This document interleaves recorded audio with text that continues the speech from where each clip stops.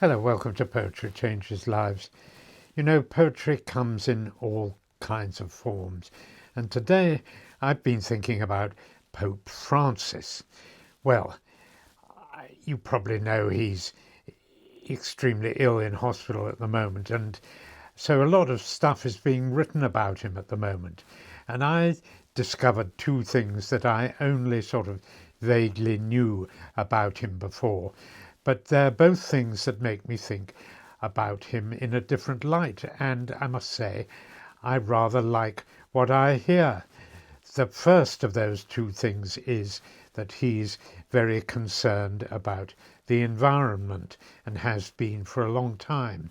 In fact, 10 years ago, he wrote a papal encyclical.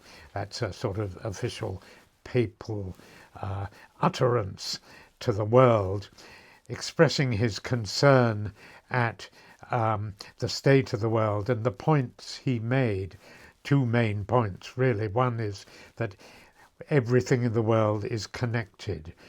Whatever you or I do affects in some way or another everyone else in the world, and it affects the world and nature itself for that matter. And equally, whatever other people do affects us, and we need to be very aware of that. The second point he makes is that he considers the world in the light of a precious and beautiful gift from God. And I like to think of it in that way too. I see the world as a very, very beautiful gift from God. And everywhere I look in the world, I do find beauty of some kind. But I also worry because that beauty is often under threat. And so I'm very much of a like mind with Pope Francis on that one. The second thing I discovered about St. Pope Francis is that he's a great lover of poetry, and that's very much makes him a man after my own heart. And he has written a book about poetry that is being published this month. In fact, it's called Viva La Poesia, and I haven't yet found an English translation of it, but I gather that he talks about his love of poetry, certain poets in particular, such as Dante and Dostoyevsky, and English poets such as Gerard Manley Hopkins and G.K. Chesterton, the early 20th century Christian Catholic poet and writer, which is all very interesting. And Pope Francis has also written introductions to various anthologies of Christian poetry, and he says some very meaningful things, such as, I'll just quote a few words of his. A person who has lost the ability to dream lacks poetry, and life without poetry doesn't work. I think that's very true. And he also says, the words of other writers helped me to understand myself and the world and the people in it, and it even deepened my understanding of the human heart and my personal faith journey. I think that's very profound, sincere thinking and statement about the power of poetry to help us understand ourselves and the world around us. So I like his attitude, and it led me to inquire whether Pope Francis had written any poetry himself.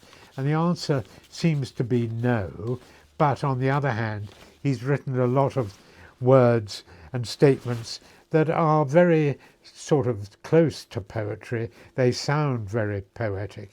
And I'm going to read a piece that comes from that encyclical I spoke about at the beginning of this, Laudatosi, which are words taken from St. Francis of Assisi directly.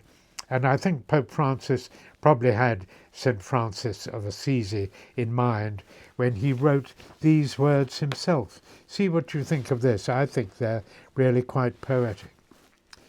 Praise be to you, my Lord, through our sister, Mother Earth, who sustains and governs us, and who produces various fruit with coloured flowers and herbs.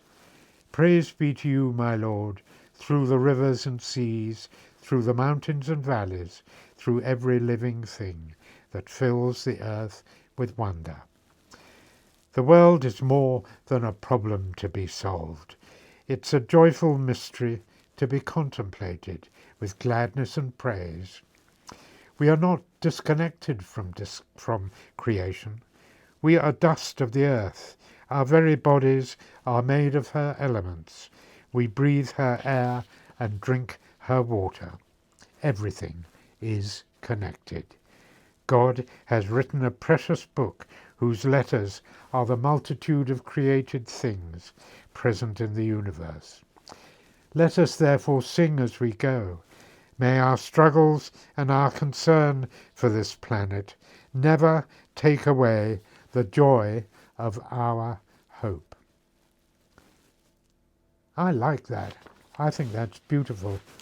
Very profound, very, very sincere and from the heart. Thank you, St. Francis.